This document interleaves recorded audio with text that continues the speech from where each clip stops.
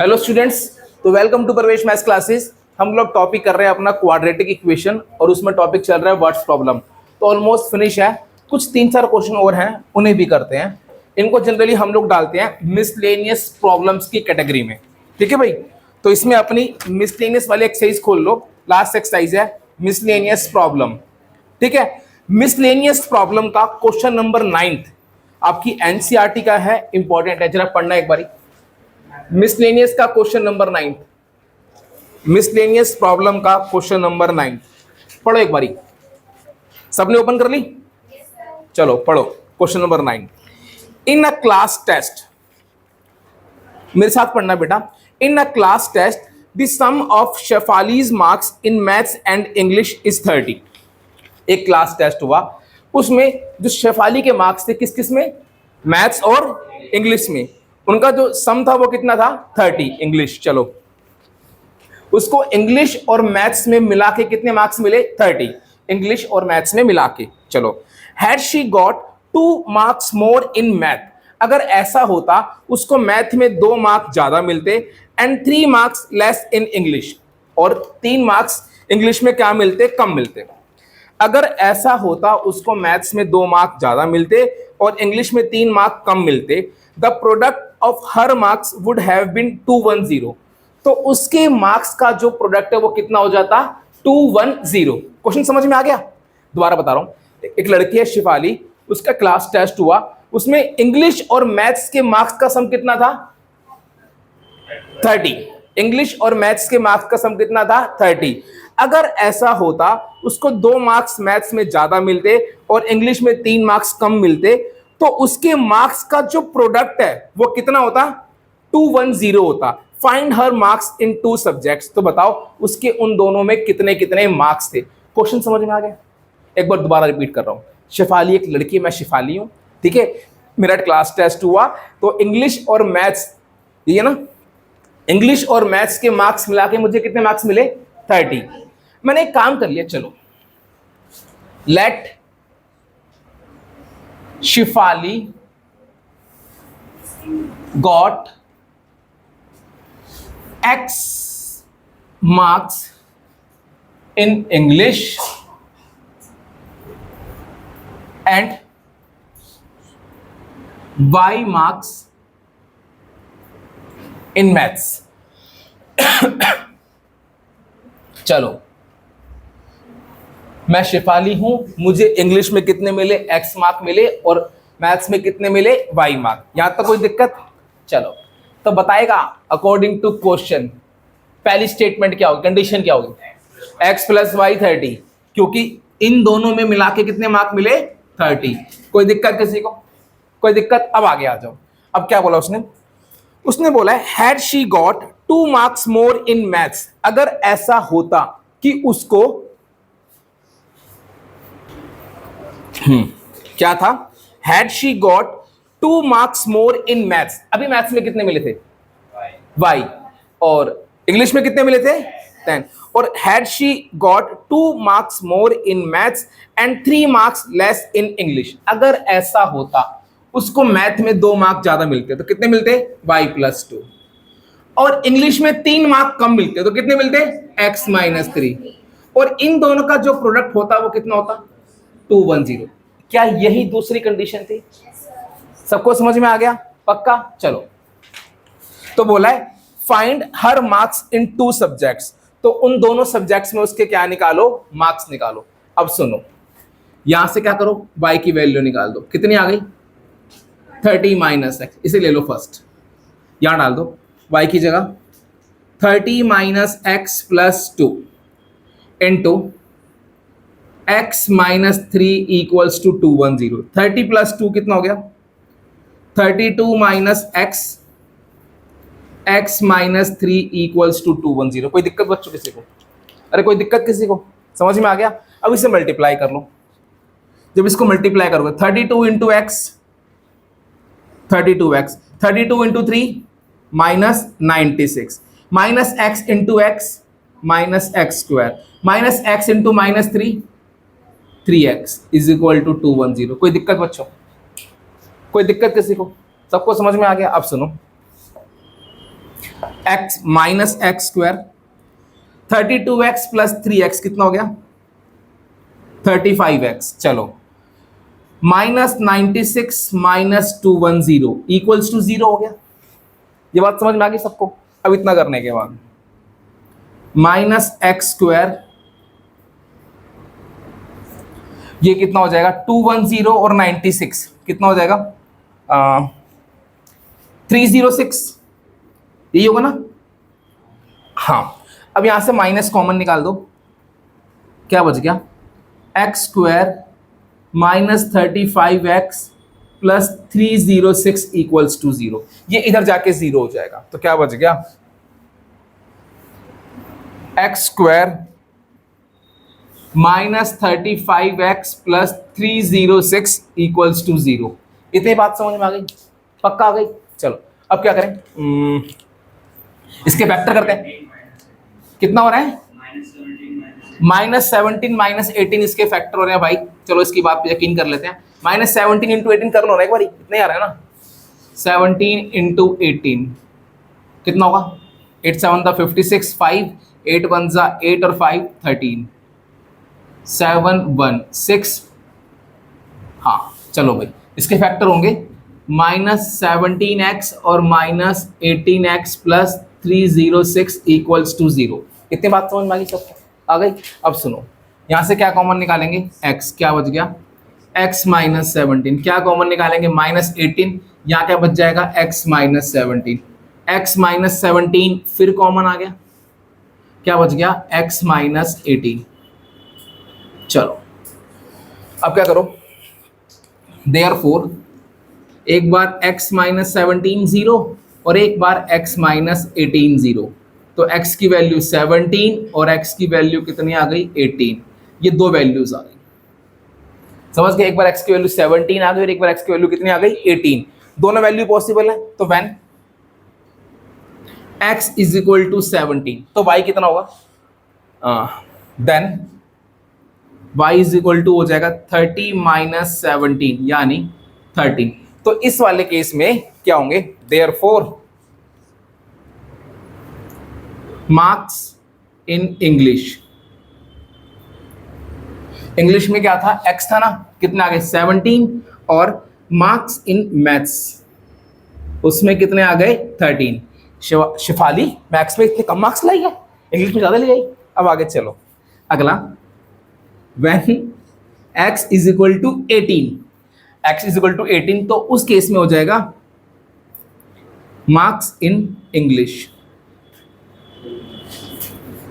18 और marks in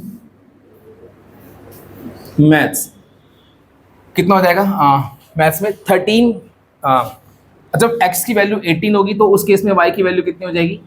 30 minus 18 यानी 12। तो मार्क्स इन मैथ्स कितना हो जाएगा? 12। तो ये दो केस पॉसिबल है, ये दो केस पॉसिबल है और दोनों सही है। समझ में आया? क्वेश्चन समझ में आया? पक्का आ गया? नोट करो उसको फटाफट से। ऐसा ही एक क्वेश्चन है, पहले आप लोग ट्राई करोगे। क्वेश्चन है वो क्वेश्चन नंबर 8, ट्राई करो उसका।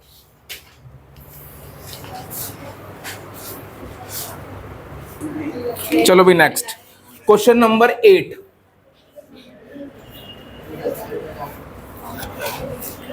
क्वेश्चन नंबर 8 क्या कहता है? पढ़ते हैं भाई। In a class test, please यहां ध्यान देना, in a class test the sum of the marks obtained by P in mathematics and science is 28। एक पी है, मतलब मैं प्रवेश, ठीक है भाई, उसके मैथमेटिक्स और साइंस के जो मार्क्स का सम है वो कितना है? 28। बात समझ में आ गई? मैथमेटिक्स और साइंस में जो मार्क्स मिले हैं उसका सम कितना है? 28, full stop. Had she got 3 and he got 3 marks more in mathematics and 4 marks less in science, the product of his marks would have been 180. Find his marks in 2 subjects. बिल्कुल same ऐसी है, let कर लिया। Let P got X marks in maths and Y marks in science. मान लिया P को maths में मिले x मार्क्स और साइंस में मिले y मार्क। अब आगे चलो। अकॉर्डिंग टू क्वेश्चन पहली स्टेटमेंट क्या बनेगी? In the sum of the marks obtained by p in mathematics and science is 28। मतलब पहली बनेगी x plus Y is equal to 28। ये बात सबको समझ में आ गई कि उसके साइंस और मैथ्स के मार्क्स का सम कितना है? 28। तो यहां से एक काम करो, y की वैल्यू निकाल लो, मुझे आगे यूज करनी पड़ेगी 28 माइनस एक्स। अब आगे चलते हैं। अब इसने क्या बोला? Had he got 3 marks more in mathematics 4 marks less in science. अगर उसको मैथ्स में 3 ज्यादा मिलते और साइंस में 4 कम, तो कहने का मतलब है मैथ्स में कितने मिलते? x प्लस 3 और साइंस में कितने मिलते? y minus 4। यही था ना, कम। तो इसका जो प्रोडक्ट है वो कितना होता? 180। चलो हाँ, find his marks in 2 subjects. तो बताओ उसको दोनों सब्जेक्ट में कितने कितने मार्क्स मिले। यहां से ले लो y की वैल्यू 28 माइनस एक्स,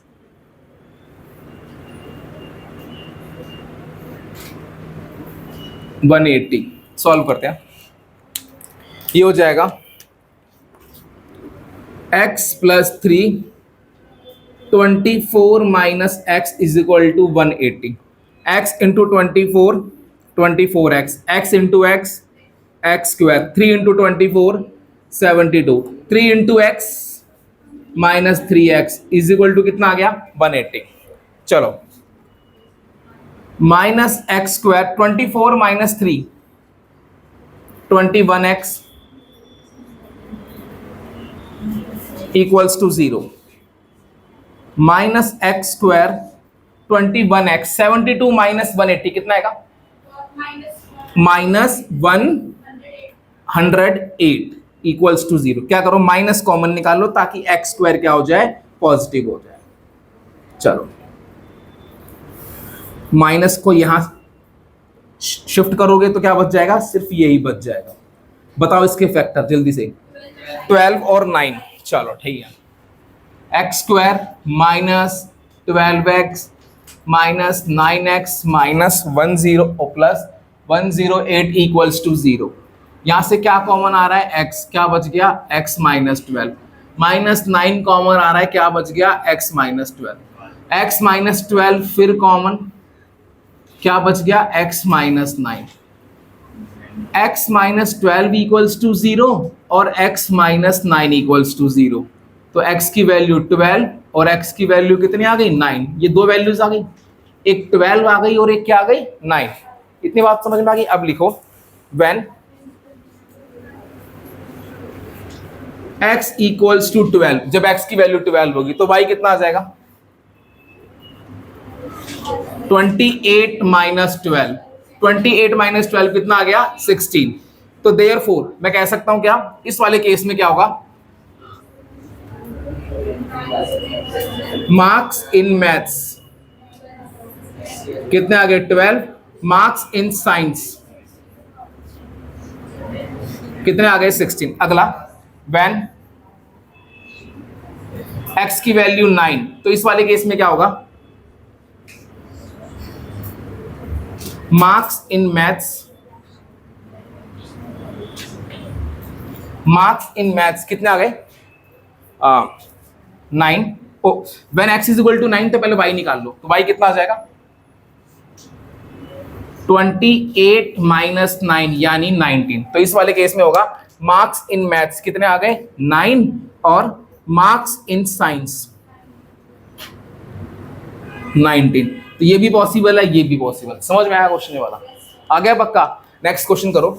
अगला क्वेश्चन है, एक मिनट, अगला क्वेश्चन जो आपने ट्राई करना है वो करना है आपकी एनसीईआरटी का क्वेश्चन नंबर 10।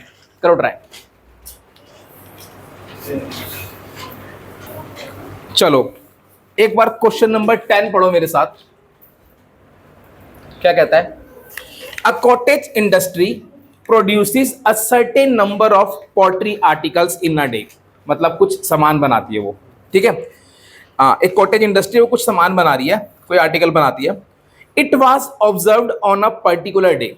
एक दिन ऐसा देखा गया that the cost of production of each article, मतलब एक आर्टिकल के cost of production was 3 more than twice the number of article produced on that day. एक बार स्टेटमेंट को दोबारा पढ़ते हैं, क्या बोला है। एक कॉटेज इंडस्ट्री है, कोई चीज बना रही है, मान लो सपोज ये पेन बना रही है, सपोज क्या बना रही है, पेन बना रही है। It was observed on a particular day, एक दिन ऐसा देखा गया that the cost of production of each article, cost of production of each article was 3 more than twice the number of article produced on that day.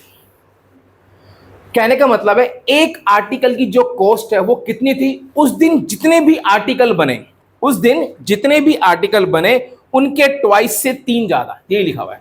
The cost of article is 3 more than twice the number of articles produced on that day. बात समझ में आ गई। मान लो कहने का मतलब है, दोबारा बता रहा हूं, एक आर्टिकल की कॉस्ट कितनी थी, उस दिन जितने बने उनके ट्वाइस से 3 ज्यादा, उस दिन जितने आर्टिकल बने उसके ट्वाइस से 3 ज्यादा। मान लो उस दिन 10 बने तो एक आर्टिकल की कॉस्ट क्या होगी, 23, उसके ट्वाइस से 3 ज्यादा, तो 10 का ट्वाइस कितना हो गया, 20 + 3 कितना हो गया, 23। बच्चों बात समझ में आई। मान लो उस दिन कितने बने होते, 5 बने होते, तो एक आर्टिकल की कॉस्ट कितनी होती, 5 का डबल 10 + 3 कितना, 30। इतनी बात समझ में आ गई सबको। चलो अब आगे चलते हैं। Find the number of articles produced and the cost of each article. तो भाई क्या निकालो, उस दिन कितने आर्टिकल बने और हर एक आर्टिकल की कॉस्ट। मुझे क्या निकालना है, उस दिन कितने आर्टिकल बने और क्या निकालनी है, हर एक आर्टिकल की कॉस्ट। तो मैंने मान लिया let number of articles, let number of article produced be X. मैंने मान लिया उस दिन जो आर्टिकल बने वो कितने बने, एक्स बने। तो according to question cost of each article बताना कितनी हो जाएगी, आर्टिकल वाई भी लेट कर सकते थे आप। Therefore according to question cost of each article is equal to हो जाएगा ट्वाइस ऑफ x + 3। समझ गए, जितने बने उसके ट्वाइस से 3 ज्यादा। सबको समझ में आ गया, ये कॉस्ट ऑफ ईच आर्टिकल आ गई बच्चों। कोई दिक्कत बच्चों, सबको समझ में आ गया, अच्छे से आ गया। अब आगे बढ़ते हैं। और ये देखा गया if the total cost of production on that day was ₹90, उस दिन जितने भी आर्टिकल बने उनकी टोटल कॉस्ट कितनी थी, 90। ये क्या है, एक आर्टिकल की कॉस्ट और इतने आर्टिकल बने, टोटल कॉस्ट कैसे निकालूंगा भाई, ये एक की कॉस्ट है और ये इतने आर्टिकल हैं, टोटल कॉस्ट कैसे निकालूंगा, इन दोनों को मल्टीप्लाई।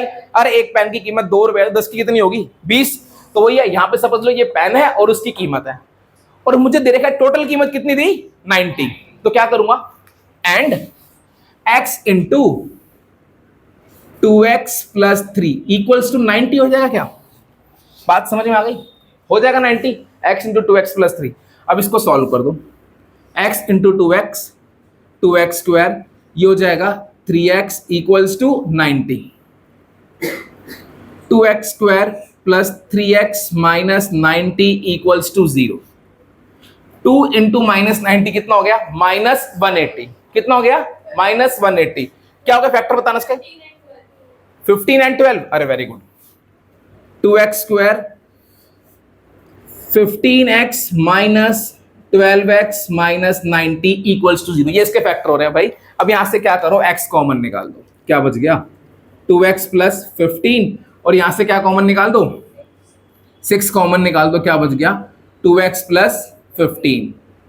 2x + 15 फिर कॉमन आ गया, क्या बच गया, x - 6। तो एक बार 2x + 15 = 0 और एक बार x - 6 = 0। तो 2x = -15, x की वैल्यू आ गई -15/2, और यहां से x की वैल्यू कितनी आ गई, 6। ये दो वैल्यूज आ गई, एक बार x की वैल्यू ये आ गई और एक बार x की वैल्यू ये आ गई। कोई दिक्कत किसी को, सबको समझ में आ गया। अब ना क्या नंबर ऑफ आर्टिकल कभी नेगेटिव हो सकते हैं, ठीक है, since number of article can not be negative, तो देयरफॉर क्या हो गया, नंबर ऑफ आर्टिकल आ गए,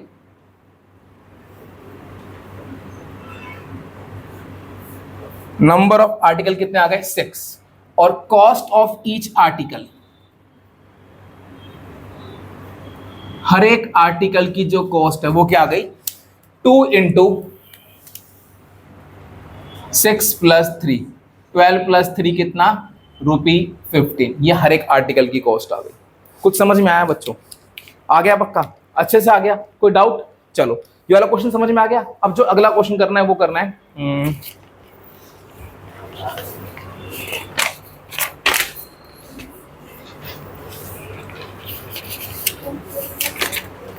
क्वेश्चन नंबर फर्स्ट करो। अगला क्वेश्चन देखता हूं तुम्हारा दिमाग, करो फर्स्ट। चलो भाई क्वेश्चन नंबर फर्स्ट। अच्छा क्वेश्चन नंबर फर्स्ट के लिए मैं आपसे एक बात पूछूंगा। सपोज करो मैं एक शॉपकीपर हूं और आप मेरे पास कपड़ा लेने आए हो। तो जब भी कपड़ा लेते हैं ना हम लोग, पता है कैसे लेते हैं? वो बोलेगा कि ये 20 रुपए पर मीटर है, तो मैंने बोला 5 मीटर दे दो, तो कॉस्ट क्या हो जाएगी 20 इंटू 5 यानी 100, ऐसे निकालते हैं कपड़े की कॉस्ट, ऐसे निकलती है। अब इस क्वेश्चन पर आ जाओ, क्या बोला है? A piece of cloth cost ₹200। एक क्लोथ है, उसकी जो टोटल कॉस्ट है वो कितनी है 200। A piece of cloth cost ₹200 full stop. If the piece was 5 metre longer and each metre of cloth cost ₹2 less, then the cost of the piece would have remained unchanged। अब एक बस कपड़ा है, उसकी जो कॉस्ट है वो अभी कितनी है 200 मीटर। मुझे नहीं पता उसकी लेंथ कितनी है और मुझे नहीं पता प्राइस पर मीटर कितना है। हम कपड़ा खरीदते हैं कैसे खरीदते हैं? जैसे मैंने शॉपकीपर हूं, मैंने बोला ये 10 रुपए मीटर है, तो आप बोलते हैं मुझे 5 मीटर चाहिए, तो आपने क्या बताई? लेंथ बताई। तो किसी भी कपड़े की कॉस्ट निकालने के लिए दो चीज चाहिए, एक तो लेंथ, दूसरा प्राइस पर मीटर या प्राइस पर जो भी है लेंथ जिसके हिसाब से भी है। ये बात समझ में आ गई? अब इस क्वेश्चन को पढ़ रहा हूं, एक कपड़ा है, उसकी कॉस्ट कितनी है 200। ना मुझे उस कपड़े की लेंथ पता, ना मुझे क्या पता प्राइस पर मीटर पता। अब आगे चलो, फिर दोबारा पढ़ रहा हूं। If the piece was 5 metre longer, अगर ऐसा होता जितनी भी लेंथ थी, अगर पीस की लेंथ उससे 5 मीटर ज्यादा हो जाती, मान लो अभी x थी, तो कह रहा है अगर x प्लस 5 हो जाती, ठीक है, and each metre of cloth cost ₹2 less, और अगर ऐसा होता हर एक मीटर की जो वैल्यू है 2 रुपए कम कर दो। मान लो अभी कॉस्ट क्या थी 10 रुपए पर मीटर थी, मैंने कॉस्ट कैसे कर दी 8 रुपए पर मीटर कर दी। The cost of the piece would have remain unchanged, तो जो क्लोथ की कॉस्ट है ना वो चेंज नहीं होती, would have remain unchange. How long is the piece and what is the original rate per metre, तो बताओ पीस कितना लंबा है और रेट पर मीटर क्या है। इतनी बात समझ में आ गई? तो ऐसे क्वेश्चन में दोनों लेट कर लो। कुछ बातें ध्यान से देखना, let length of piece be x metre, मैंने मान लिया जो पीस है उसकी लेंथ क्या है x metre, and cost of each metre be ₹y, और मैंने मान लिया हर मीटर की कॉस्ट क्या है ₹y। तो अगर मैं बात करूं इस क्लोथ की भी कॉस्ट क्या होगी, क्लोथ की लेंथ कितनी है x और 1 मीटर की कॉस्ट कितनी है y, तो अभी कॉस्ट क्या होगी x इंटू वाई। सबको पता लग गया भाई? ऐसे निकालता हूं ना, तो देयरफॉर कॉस्ट ऑफ क्लोथ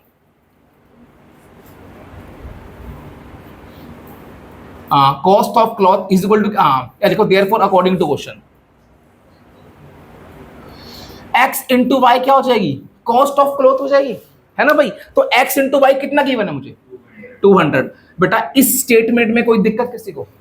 अरे किसी को दिक्कत इस स्टेटमेंट में नहीं ना? अब आगे चलो। अब मुझे क्या बोला है, अगर लेंथ ऑफ पीस कितना होता, if the piece was 5 metre longer, अगर कपड़े की जो लेंथ है वो क्या होती 5 मीटर ज्यादा होती। अभी कितनी है x, अभी नई लेंथ कितनी होती x प्लस 5। अगर कपड़े की लेंथ 5 मीटर ज्यादा होती और आगे and each metre of cloth cost ₹2 less, और पर मीटर की जो कॉस्ट है वो 2 रुपए कम होती। अभी कितनी थी y, तो अब कॉस्ट कितनी हो गई y-2। तो अब भी जो टोटल कॉस्ट आती वो भी 200 ही आती। इसने बोला है then the total cost would remain unchanged, यही बोला था क्वेश्चन में। बात सबको समझ में आ गई? तो इसको मैं लिख सकता हूं एंड अगली इक्वेशन क्या थी कि कपड़े की कॉस्ट 2 मीटर ज्यादा और क्लॉथ की कॉस्ट कितनी थी, और 5 मीटर ज्यादा। लेंथ क्या थी, 5 मीटर ज्यादा, और कॉस्ट क्या थी, 2 रुपए कम। तब भी जो टोटल कॉस्ट आ रही है वो भी कितनी आ रही है, 200। कुछ समझ में आ रहा है बेटा क्वेश्चन वाला? ऐसे क्वेश्चन समझ में आ रहे हैं, पक्का आ रहे हैं? ऐसे क्वेश्चन ऐसे ही बनेंगे। अब एक काम करो, इसको मल्टीप्लाई करो, x into y minus 2x plus 5y minus 10 equals to कितना आ गया, 200। यहां से x इंटू वाई की वैल्यू कितनी आ गई, 200 minus 2x plus 5y minus 10 equals to 200। 200 से 200 कैंसिल, तो इक्वेशन क्या आ गई, minus 2x plus 5y minus 10 equals to 0। ये तुम्हारी इक्वेशन आ गई, समझ में आ गई? अब यहां से क्या करेंगे, y की वैल्यू निकालेंगे, कितनी आ गई, 200 अपॉन x। यहां से y की वैल्यू कितनी आ गई, 200 अपॉन x, यहां डाल दो।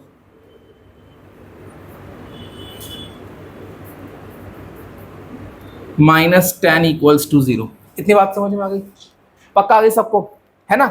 यहां से y की वैल्यू निकाली, यहां डाल दी।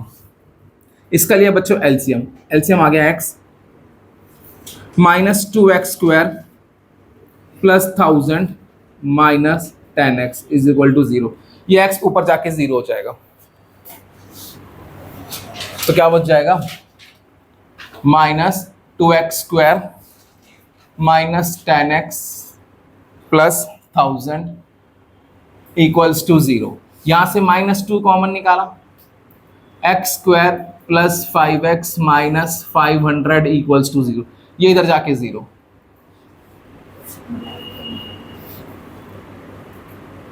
कोई दिक्कत बच्चों, कोई दिक्कत? अब इसके फैक्टर कर लो, क्या होंगे फैक्टर इसके, 25 और 20। 25x माइनस 20x माइनस 500, यहां से और यहां से, इन दोनों में कॉमन क्या है, x, क्या बच गया, x प्लस 25। इन दोनों में कॉमन क्या है, माइनस 20, क्या बच गया, x प्लस 25। x प्लस 25 बाहर, x माइनस 20 इक्वल्स टू 0। इतनी बात समझ में आ गई? तो यहां से क्या हो जाएगा, therefore x plus 25 equals to 0, x minus 20 equals to 0। x की वैल्यू माइनस 25, x की वैल्यू कितनी, 20। ये दो वैल्यूज आ गई। क्या x की वैल्यू नेगेटिव हो सकती है? x क्या थी, लेंथ, लेंथ कभी नेगेटिव नहीं हो सकती, तो ये तो नॉट पॉसिबल हो गया। तो x की वैल्यू कितनी हो गई, 20। तो देयरफॉर मुझे क्या निकालना था इसमें, find the length and original rate. अच्छा, when x is equal to 20, when x is equal to 20, इसे कहां पुट कर दो, यहां पुट कर दो। Implies that y is equal to कितना हो जाएगा, 200 अपॉन 20। तो y की वैल्यू कितनी आ गई, 10। तो देयरफॉर लेंथ ऑफ क्लॉथ कितना हो जाएगा, 20 मीटर, ठीक है। और कॉस्ट ऑफ क्लॉथ कितना हो जाएगा, ₹10 पर मीटर। यही लैट किया था, समझ में आया क्वेश्चन वाला, पक्का आ गया? अच्छा, सेम ऐसी क्वेश्चन है यार, क्वेश्चन नंबर, हाँ क्वेश्चन नंबर 4 करो, बिल्कुल सेम ऐसी है, ट्राई करो। 4 देखो भाई, 4th क्या बोला है, a piece of cloth cost ₹35। एक क्लॉथ है, उसकी कॉस्ट कितनी है, 35। If the piece were 4 metre longer and each metre cost ₹1 less. एक क्लॉथ है, उसकी भाई कॉस्ट कितनी है, 35 है। If the piece were 4 metre longer, अगर वो 4 मीटर लंबा होता और कॉस्ट क्या होती, ₹1 less, the cost would remain unchange, how long is the piece. बिल्कुल सेम है। क्या दो चीज लेट करूंगा, क्या, एक तो लेंथ ऑफ कॉस्ट, एक rupees per metre, cost of cost, cost of cloth. Let length of cost, cost अरे cloth, let length of cloth be x meter and cost of cloth per meter be y, rupee y। भाई ये लिखा करो भाई रुपी bye, वरना marks कर सकते हैं आधा एक। समझ के बात, ये ऐसे लिखा भी करो। इतनी बात समझ में आ गई। अकॉर्डिंग टू क्वेश्चन पहली स्टेटमेंट बताओ क्या बनेगी। x इंटू वाई कितना है 35। कोई दिक्कत किसी को? अगली, अब अगली बार क्या बोला है, लेंथ ऑफ क्लॉथ कितनी ज्यादा है। If the piece were 4 metre longer, तो नई लेंथ कितनी हो जाएगी x प्लस 4, और कॉस्ट कितनी कम हुई है 1 रुपीज कम हुई है, तो क्या हो जाएगा y माइनस 1। तो this into this, total cost अब भी कितनी है 35। ऐसे ही क्वेश्चन बनता है ना भाई। x इंटू वाई क्या हो गया x y, x into minus 1 minus x plus 4y minus 4 equals to 35। इतनी बात समझ में आ गई। अब x इंटू वाई की वैल्यू कितनी थी 35, minus x plus 4y minus 4 equals to 35। 35 से 35 कैंसिल, समझ गए सारे। अब एक काम करेंगे, ऊपर से किसकी वैल्यू निकालेंगे y की, 35 अपॉन एक्स यहां डाल दो।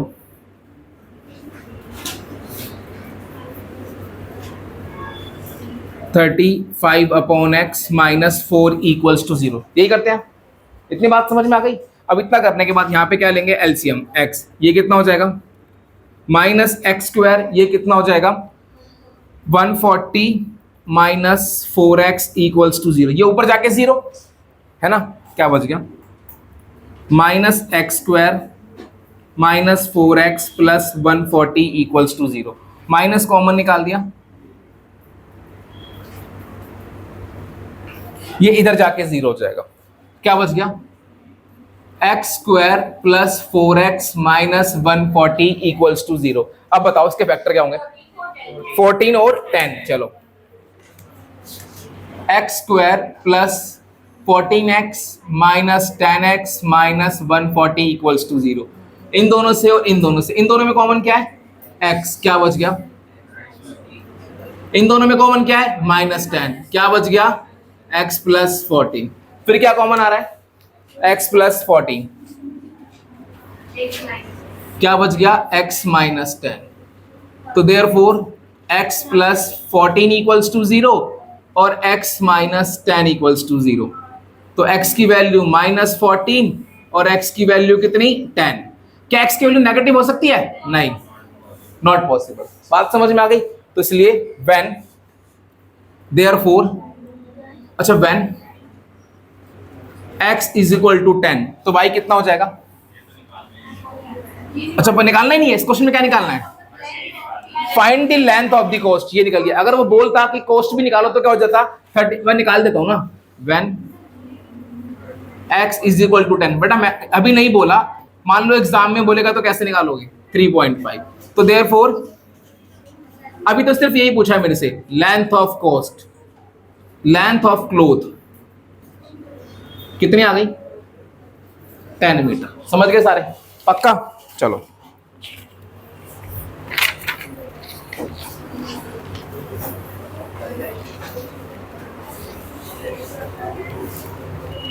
यार ऐसा बस एक और बनाओ, क्वेश्चन नंबर 5 बनाओ फटाफट से।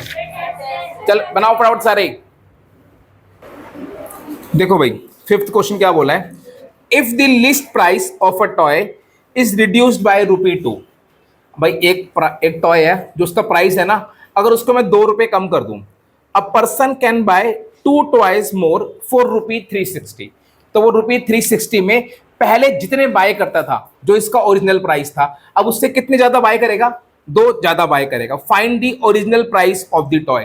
तो मुझे क्या निकालना है टॉय का ओरिजिनल प्राइस। सबसे पहले क्वेश्चन समझ में आया? अगर मैं कोई शॉपकीपर हूं, मतलब मैं कहीं टॉय खरीदने गया, मैं 360 रुपीज के सपोज करो 10 टॉय खरीद रहा हूं, कोई मतलब एक सर्टेन अमाउंट है, उससे मैंने क्या 10 टॉय खरीदे। अब मान लो हाँ 360 मान लो कुछ टॉय खरीदे।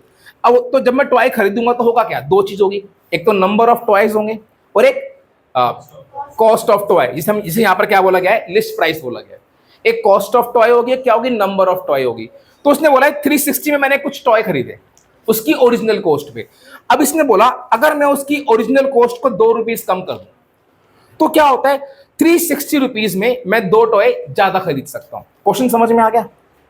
बात समझ में आ गई? तो 360 में ही मैं अब 2 टॉय ज्यादा खरीद रहा हूं, तो बताओ find the original price of the toy, toy का ओरिजिनल प्राइस क्या है। क्वेश्चन सबको समझ में आ गया? आ गया। तो मैंने लिखा let original price of toy be ₹X and number of toy he bought BY। अब सुनो, लिखो भाई अकॉर्डिंग टू क्वेश्चन क्या होगा, x इंटू वाई अभी कितना हो जाएगा ₹360, मुझे गिवन है क्वेश्चन में, सही है। अब कंडीशन क्या है कि अगर वो उसके लिस्ट प्राइस को ₹2 कम कर दे, अभी कितना था x, अब कितने कर दिया उसने x-2, तो वो कितने टॉय खरीद रहे हैं, 2 टॉय ज्यादा खरीद रहे हैं। अभी कितने खरीदे थे y, अब कितने खरीदेगा y+2। बिल्कुल सेम उस टाइप का क्वेश्चन है, समझ के सारे। अब कर दो x into y, x into 2 कितना हो गया 2x minus 2y minus 4 equals to 360। x into y की वैल्यू कितनी थी 360, 360 से 360 कैंसिल, यहां से y की वैल्यू निकाल दो, कितनी आ गई 360/x, तो ये कितना हो जाएगा, y की वैल्यू आ गई 360/x माइनस 4 इक्वल्स टू 0। सही है, समझ गए सारे। अब इसका ले लो एलसीएम, x ये कितना हो जाएगा 2x², ये कितना हो गया -720 माइनस 4x, ये ऊपर जाके 0।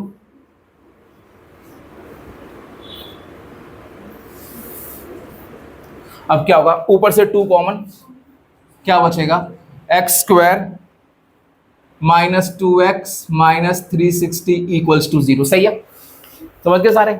अब यहां से क्या होगा 2 इधर जाएगा,